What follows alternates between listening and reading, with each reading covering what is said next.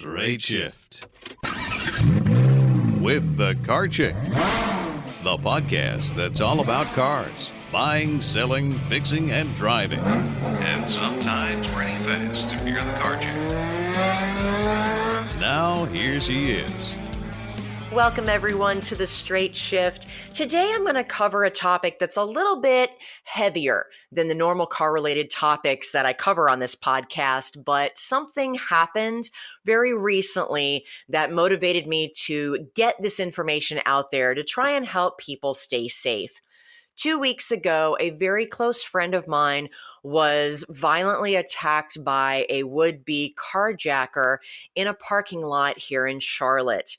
And just 2 hours before her attack, that same guy attacked and attempted to carjack another woman in a drugstore parking lot just a few miles away. Both women were very severely beaten and injured. The carjacker was not able to steal either of their cars for reasons that I'll get into a little bit later, but it's been a very difficult last couple of weeks, for them, obviously, and for the circle of their friends and family. We've been trying to take care of them in the aftermath of this tragedy.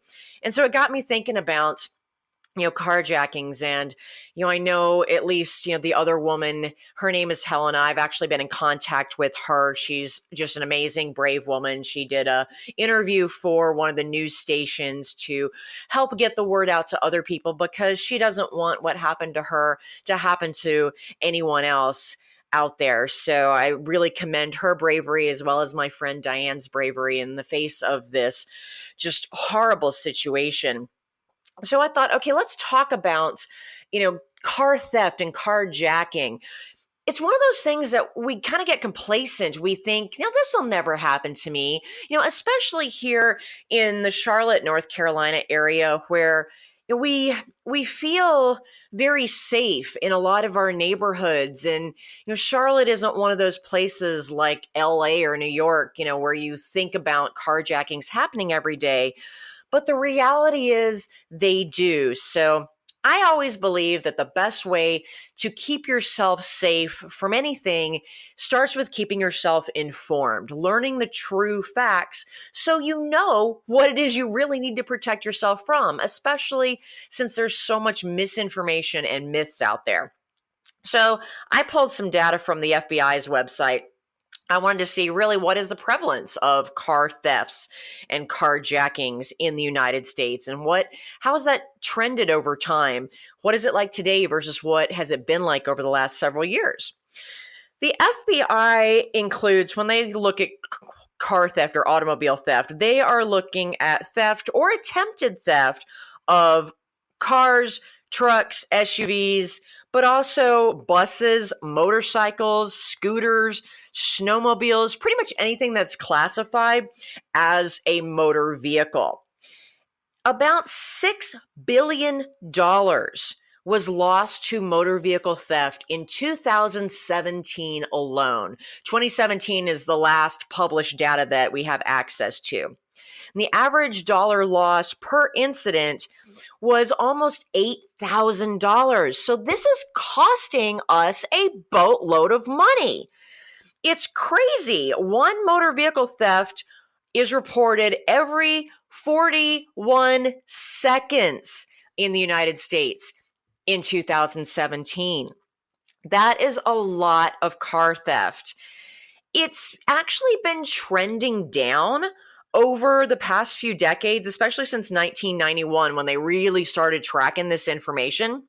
But even especially since 2008, we've seen a significant downturn in the number of auto thefts, which is great news. It's actually been falling by 46%, that's nearly cut in half, which is amazing. But we're also starting to see that trend and those numbers tick back up since 2016.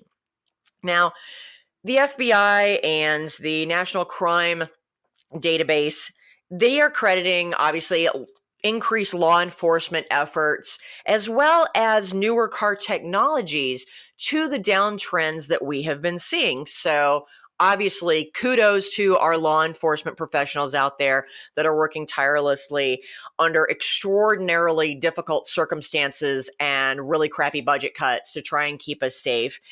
But the role of technology has really been interesting as well. It's a lot harder to steal cars today than it was, just a few years ago because of things like the keyless entry and the keyless ignitions where you have those smart keys that you keep in your purse or your pocket that send radio signals to the car. And many of them have very specific theft deterrent systems built into them that makes it a lot harder for criminals to steal your car. It's, back in the day, you took a Slim Jim and slide it down the window and unlock the car, jump in, hotwire it, boom, they were off. But it's not that simple anymore. I'm thinking that the trend started going back up in 2016. And this is just my personal theory. It, may not actually be true, but my theory is it's taken them since 2008 was really when we started to see a lot of those technologies get implemented across most of the makes and models of cars. So it's just taken the criminals some time to figure out how to get around that technology and steal your car anyway. Again, that's my personal theory, but it is backed up by the folks that actually have expertise in this area, because we know that criminals are always going to figure out how to stay at least in step, if not a step ahead of technology. They are going to figure out a way to commit their crimes. It's just they're jerks. It's how they're wired, and they're going to keep doing it. Nowadays with the newer cars, they're acquiring the smart keys that help them to get around the newer systems. They're even getting really clever, when it comes to switching the VIN numbers on the cars, using stolen identities to secure loans to actually buy the car. They're just buying it in some poor person's name and social security number that they've stolen. That's one of the big things that identity theft is seeing, is the loans in the names of people whose identities have been stolen. So if you were wondering if you've bought a car recently and the car dealership has a lot more paperwork to go through, and why the DMVs require photocopies of your driver's license and everything else, is they're trying very hard to combat this trend of criminals using identity theft to purchase cars, and terrorists using buying cars to be used in terrorist activities. That's why there are some extra checks and forms and stuff that dealerships are now required to fill out that Homeland Security has required, that's trying to cut down on that. But it's always law enforcement and the businesses in any industry that are just desperately trying to keep ahead of these horrible people that exist in our society. So I wanted to give some interesting statistics about who has the most stolen vehicles, the least stolen vehicles, what kind of cars are most frequently stolen. Some of these statistics may surprise you, some of them may not, and some of them are a little just downright amusing. But the states with the most car thefts, I bet none of these will come as a surprise. Bump-a-bump, number 1, California. Of course, they have more cars in California than practically the rest of the country. It's crazy. So, of course, they're going to have more cars stolen because there's just more cars out there to steal. Texas is number 2, same thing, and Florida is number 3. So really no surprises there. And on the flip side, the states with the least vehicle thefts are states that tend to have the fewest vehicles. So it's a numbers game. Vermont, it has the least number of cars stolen. So, yay to my friends like Amy, Matt, and Nat, who owns a shop in Vermont. Little shout out to you. You don't have to worry as much about car theft. Although I'm sure Amy will agree with me when she says that, with the amount of snow and rust that they have on their cars up there, who the heck wants to steal them anyway? And the same is probably true for states 2 and 3, Wyoming and Maine. Again, lots of rust, very few cars, therefore they're going to have fewer thefts. Interestingly, I found some statistics on the holidays with the most and least vehicle thefts. Obviously, criminals steal cars every day of the year, but there are some holidays that the criminals like to favor. the number one holiday for car theft is actually New Year's Day. So here's my theory on that. So many people have driven to a New Year's Eve party, gotten drunk off their butts, and couldn't drive home. Hopefully they didn't drive home. Hopefully they Ubered home or got a ride with a friend or just crashed wherever they were. So there's lots of cars that are left parked in parking lots and out on streets, and everybody is too distracted partying or being drunk or being hungover or sleeping it off that they don't notice that their car is being stolen. So it's a good opportunity, and extra cars being out on the street. So I can see why that would be kind of a nice buffet for car thieves on New Year's Day. Strangely enough, holiday number 2 is President's Day. I know President's Day is a great holiday if you're shopping for furniture or, there's lots of great sales, but apparently that's a day for car theft as well. And I'm wondering if it is related to all the shopping that tends to happen on that day. Some people are on vacation. They don't have to go into work on that day. So it is a big retail day, and car thieves like to steal cars out of parking lots, and they like to steal the stuff that's in your car too. So there may be a correlation there. It's starting to make sense. And the third one is Halloween, which I just find funny, and I really have no idea why they want to steal cars on Halloween, but they do.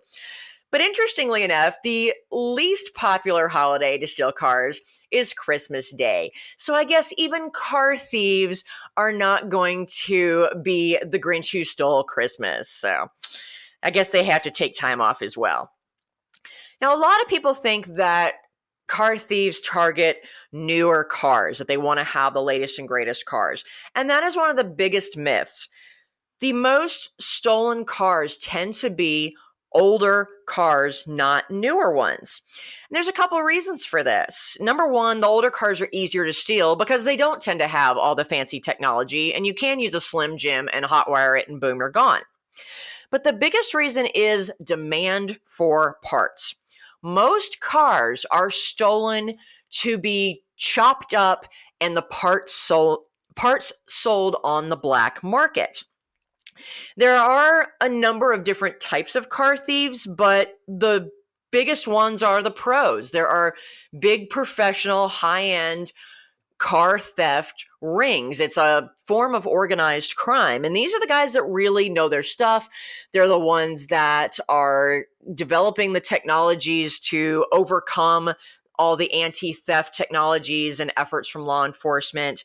Think about the movie Gone in 60 Seconds. These are the pros that they're talking about, without the charmingness of, Nicolas Cage and his crew in that movie. But they are stealing for chop shops. They are stealing to export them to other countries. They're often stealing them by order, just like they did in Gone in 60 Seconds. They'll get an order of cars that some exporter wants that are in high demand, and the car thieves specifically steal the cars on that list. But still, the vast majority of them are going to chop shops. Therefore, the most stolen vehicles are older Honda Civics and Honda Accords. Hondas are just so popular across the board, but the parts for them, especially the older ones, can be a little bit more expensive. So there is a huge black market for Honda parts. So Civics and Accords, that's one of the reasons that when I get a client who says, I want to buy a car for my teenager, I'd love to get them an older Honda. And I say, you might want to think about that, especially for clients who live in cities that have a higher rate of car theft, because you don't necessarily want your 16-year-old to get carjacked while they're sitting at a stoplight, coming home from school. So that's always been something that I have warned parents about when they're shopping for cars for their teenagers. Just be aware, as great as those older Hondas are, they are also the most popular for car thieves and carjackers. The other most popular cars are the pickup trucks. Seriously, the Ford F-150 and F-250, the Chevy Silverados, pickup trucks are the next most popular after the Hondas for theft, which explains why Texas is such a high target area. But it makes sense because there's a high black market for those parts as well, because they are used for business. And, unfortunately you get, folks that finances are tight and they're looking, to buy parts cheap online, on Craigslist, on eBay, and they may not even be aware that the parts that they're buying are stolen parts. So do be careful if you're buying car parts. Be aware of where you're buying them from if you're buying used parts, because there is a chance that you could be buying stolen goods. Kind of scary. So I'm going to take a really quick break, and when I come back, I'm going to talk about some of the other types of car thieves. We're going to get into talking about carjackings specifically, and then I am going to give you a whole bunch of tips and things that you can do to prevent car theft, to try and mitigate the risk of you being carjacked. So I'll be right back after this.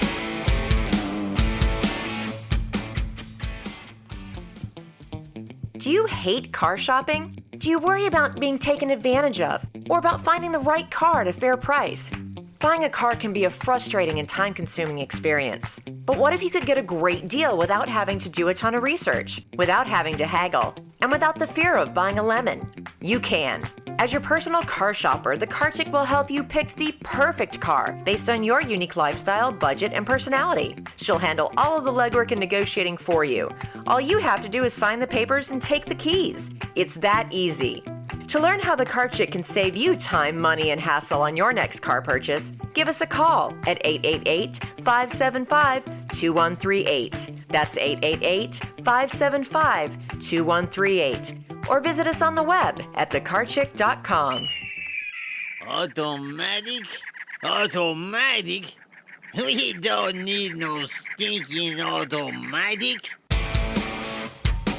Straight Shift with the Carjacked. Welcome back to the Straight Shift. Today we are talking about a little bit of a scary topic, car theft and carjacking, because a couple of weeks ago this happened to a very dear friend of mine, and she was very severely injured by the, I'm going to say jerk because I'm trying to keep this podcast clean, but there are many other words that I could use to describe this guy, and I wanted to kind of give an opportunity to give people the information about car theft and carjacking and how steps you can at least take to try and keep yourself safe. There's nothing that we can do to completely mitigate the risk of something happening. Unfortunately, the reality is bad stuff just happens, and sometimes you are in the wrong place at the wrong time, and there's just nothing you can do about it. So I talked a little bit about the statistics around car theft and carjackings, and I talked about how the majority of car thieves fall into the category of pros.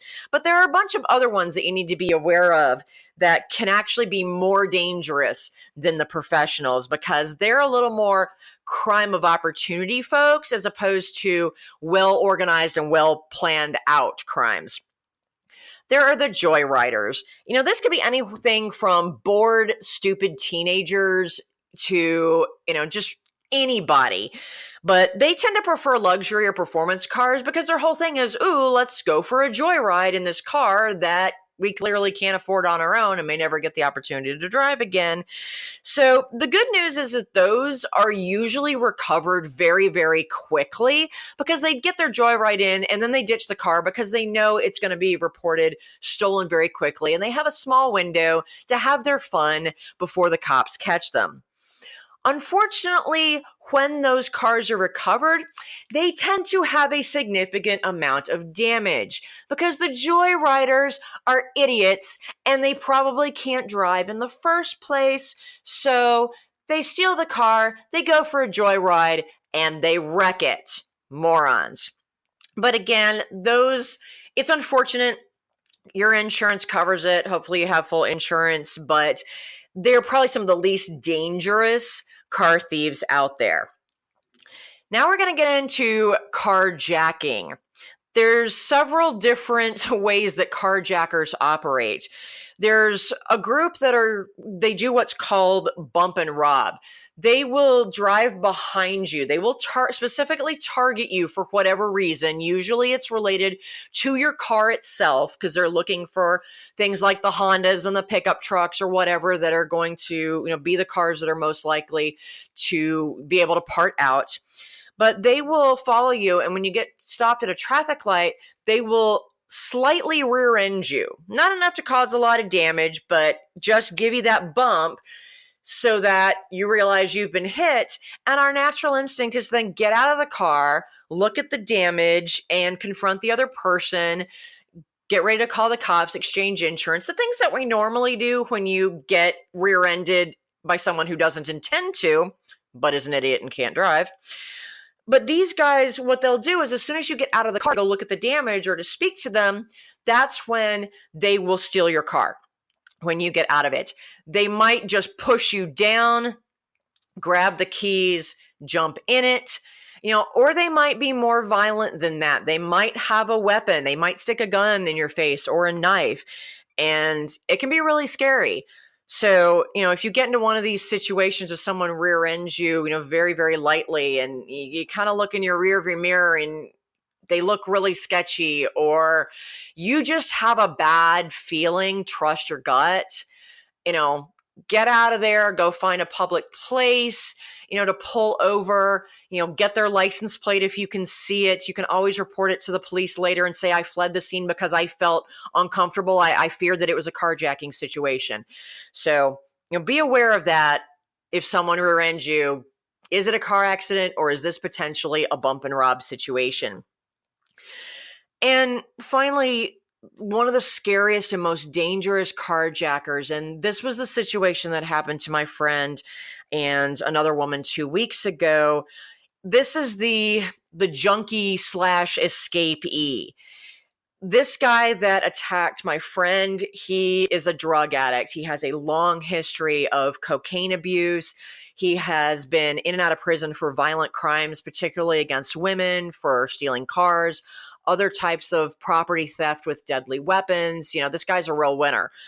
And, this situation was really a crime of opportunity. The other type of criminal, it might be a criminal who has just, robbed a store or something, and they need to make a quick getaway because they didn't plan ahead, and they see your car like, oh, okay, this is, my getaway vehicle, and they'll steal your car to get away. These are the most unpredictable and dangerous carjackers out there, especially the junkies, because so many of them are still high, or they've come down off a high and they're going through withdrawal symptoms and they're desperate for a fix. And, they're looking to steal your car so that they can turn around and sell it even for just a couple $100 or, just a little bit more of whatever their drug of choice is. And it's a crime of opportunity. They don't necessarily care what kind of car it is because they're not planning. They're not thinking rationally.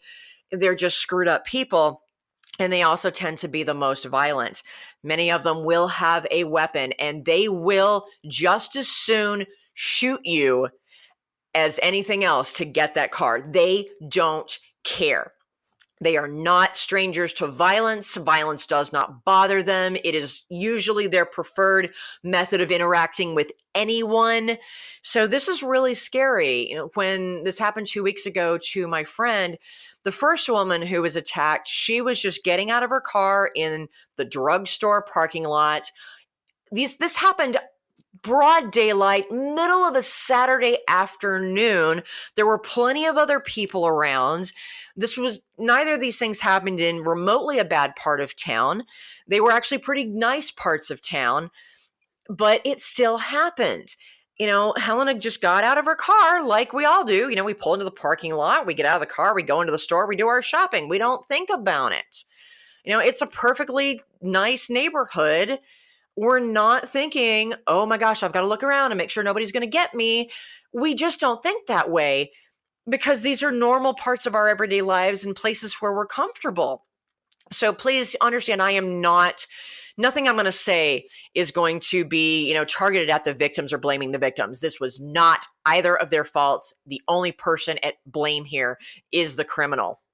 And so, middle of a drugstore parking lot, she has a fairly newer, really nice Audi, and the guy couldn't steal it because it has the keyless entry, the keyless the start. So she had the key fob in her pocket, and he had thrown her down on the pavement and jumped in the car to try and steal it, and of course couldn't figure out how to drive it because it was a push start and the necessary key was in her pocket.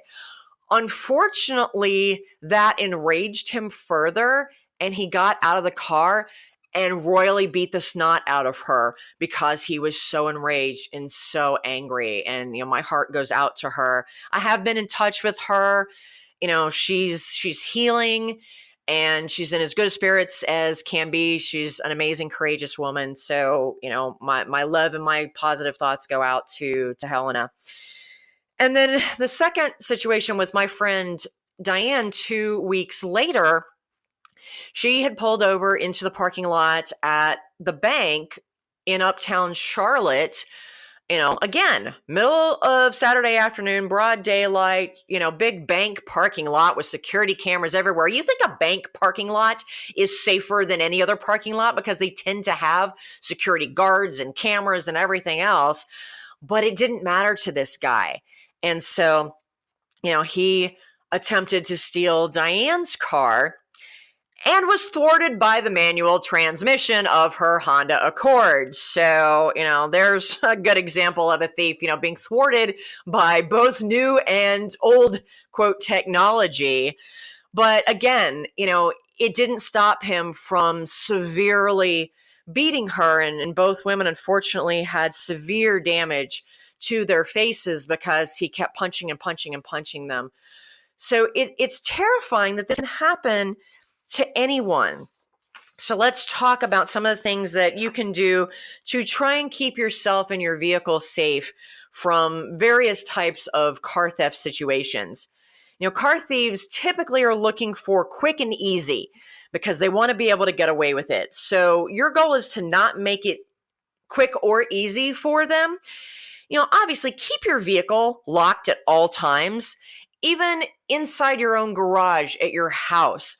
Because you never know, they can get inside your garage. The pros that are casing places, they know how to get into your garage. They will get into your car. So just keep your car locked at all times.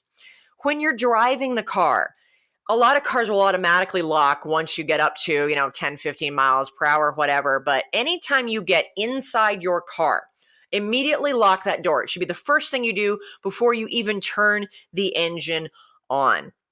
Because especially as women, one of the things that we are really bad about is we'll get in our car, especially after we've been to the store, and we'll get in the car and we'll just sit there and we'll organize our receipts or write something down in our checkbook, or we'll check our phone, check our messages, whatever, but we're vulnerable there.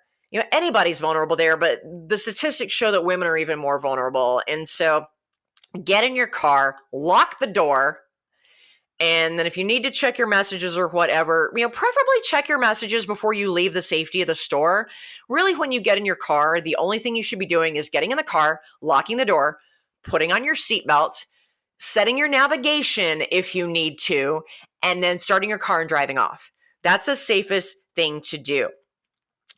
Obviously, never leave your keys in the car, and always close your windows and your sunroof. Sometimes we'll leave the sunroof open or even leave the windows down if we're just running in really quickly. Well, that makes it a lot easier for a car thief to get in. It also makes it a lot easier for things like birds to poop in your car, or, that sudden rainstorm that comes through and you aren't expecting it. I'm guilty of that. I have left Maggie's sunroof open and a rainstorm came through and I had to run out to my car to close the sunroof. So close up your car. Never leave your car running and unattended, even for a few minutes. Like, I just got to run in and get something. Sometimes I'll forget something and I'll come back to the house and leave Maggie sitting right outside the front of my house. I'll run inside, get something, come back. I never leave her running. I always go ahead and turn her off and lock her, even in what I consider the safety of my nice little quiet neighborhood. If you need to start your car to try and warm it up because it's winter and it's really cold, try installing one of the systems that allows you to do that remotely, because A, that's even more convenient. So you don't even have to leave your house. You can just push a button and the car will start to warm up. But a lot of those systems will, if someone tries to then drive off with the car, it won't work. The car will shut back off, or they can't drive it without the key in there. Or better yet, just warm up the car with your own butt in it. That's the safest thing to do. Cars warm up faster by driving them gently instead of sitting there idling anyway. Leave space in front of your car when you stop at a traffic light. That way, if you have to maneuver, if someone is approaching your car and you just get the heebie-jeebies, or someone does the little bump and you look in your rearview mirror and you just get a bad feeling, you need to always have room to be able to pull your car out, to turn and accelerate to get out of that situation. And it's just good to leave space in front of you at a stoplight anyway, in case you do get rear-ended and you get pushed forward, you have less likely to be pushed into the car in front of you and cause even more damage. So that's just a good advice in general. Don't stop for people who try to flag you down, even if they look like they're trying to flag you down because they need help. Go to a safe place. If you feel like, they might be in danger or something, get on your phone and call 911 or call, roadside assistance. Say, hey, there's somebody on the side of the road. It looks like they may be in trouble. Can you please send some official person out? It's so sad in our society that we can't trust enough to help someone who may need help, but unfortunately, that's just the reality, and you've got to make it the priority to keep yourself safe first. Never leave valuables in your car for people who can just walk by and see them. That's why it's great to have the covers over your cargo area if you have an SUV or a hatchback. Lock stuff in your trunk. Don't make it obvious to the criminals to say, hey, look, I got cool stuff that's worth stealing. Come get me. Never leave your title or even your registration card inside your vehicle, in the glove box or anywhere, because if someone does steal your car, you don't want to give them any documentation that if they are then pulled over by the cops for a traffic violation, they could try and claim, oh yeah, here's the registration. It's not my car, but so-and-so is my friend and she's letting me drive it, or he's letting me drive it. Don't give them anything that could help them in that situation. Keep your car title in a safe deposit box, or at least with your important papers at home, and keep your registration card in your wallet. Consider installing an alarm or other theft deterrent system like LoJack. Thieves are really reluctant to steal vehicles that can be recovered quickly. Even getting the VIN number etched on all of your windows can be a deterrent. You don't have to pay the dealer prices to do that. There are do-it-yourself kits available online for like $20. And of course, the best anti-theft device out there is the manual transmission. I don't know that any car thief is going to really go after Maggie unless it's one of those crime of opportunity situations, because, she's kind of obvious with the whole hot pink wrap and the manual transmission. So she's probably relatively safe, but we're never really truly safe, because it could be a situation with one of those carjackers that is a drug addict and it's a crime of opportunity and they're not thinking straight. So even I am not going to let myself get complacent anymore, because this did happen to a good friend of mine in a bank parking lot in broad daylight. So we're never truly safe. We try and avoid high crime areas, even if we have to go through one to get to where we're going. Consider taking an alternate route. If you're parking in the dark, obviously criminals like dark and secluded because they're less likely to get caught. So, always park your car in well-lit areas if you possibly can, preferably as close to whatever building as possible. And as much as I hate to say this, always look around you before you get out of the car. If you are going to your car, women are in a lot of danger. Some police officers who are safety experts have given talks about this that I've been to, and they say that women, for kidnapping, for carjacking, for anything, are most vulnerable in store parking lots, particularly grocery store parking lots, Walmart parking lots, places where we're likely to have our hands full with baggage. We're just going to the car. These are the places that women are most likely to be attacked or kidnapped. So be very, very aware of your surroundings. It's ridiculous that we have to be borderline paranoid just to keep ourselves safe. But before you get out of your car, look around. Is there anybody near me? Is there anybody coming towards me? Is there anybody that looks like they are looking at me? That doesn't always work for me because they're always looking at what is that weird looking hot pink car. But trust your instincts. If you get the heebie-jeebies for any reason, just trust that instinct because it could save your life. And if you are confronted by a carjacker, just do not resist.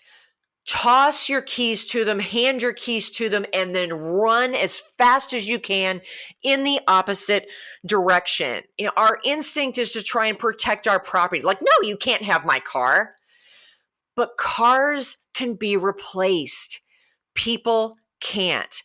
It is not worth the risk of being injured or killed. And like I said, carjackers are the most dangerous. They are no strangers to violence, and they will just as soon shoot you, stab you, or punch you or kick you to get what they want. They don't care. And even if you don't resist, they may still do it. They may just grab you, punch you, and then jump in your car. That's what happened to Helena and Diane. It happened so fast that they never saw it coming. And there may be nothing that they could have done. There probably was nothing that they could have done to prevent that from happening. But anything that you can do to at least mitigate that risk is worth doing to keep yourself safe. I asked some police officers because there's always that situation of, what if your child is in the car, particularly strapped into the car seat? That's a different situation. And what the police officers told me is the best thing to do is to tell the carjacker, I will give you my car. You can have my car, but my child is in the car. May I get my child out of the car and then you can have it? Because that's going to tell them, okay, you're complying, but they may think, oh gosh, there's a kid in the car. This isn't worth it. And they may choose to run off because now it's no longer quick and easy.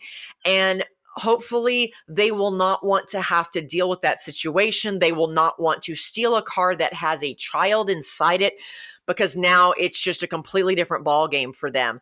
So, if you have a child in the car, the police advise you to tell the carjacker, I will give you my car, but my child is in the car. Please, can I get my child out of the car? Then you can have it. So I can't even imagine a parent being in that situation, but that's what the police advise you do to handle that. So I know this has been a heavier and more depressing topic than I normally cover, but I think it's so important. And, both Helena and Diane, they're healing. They will get through this. They have the love and support of family and friends, but both of them very much want for everyone else to be safe. They don't want to see this happen to someone else. So folks, keep yourselves as safe as you can. Be smart, be aware, but also know that there's never 100% way to keep yourself safe. And this crap does happen, but I hope it doesn't happen to any of you. So be safe out there, folks. And I promise to have a less depressing topic for next time. I'm out of here. The Straight Shift Podcast is copyright LeeAnn Shattuck, The Carjacked, 2017. All views expressed by guest and or co-hosts are those of the guest and or co-hosts, and not necessarily those of LeeAnn Shattuck or The Carjacked.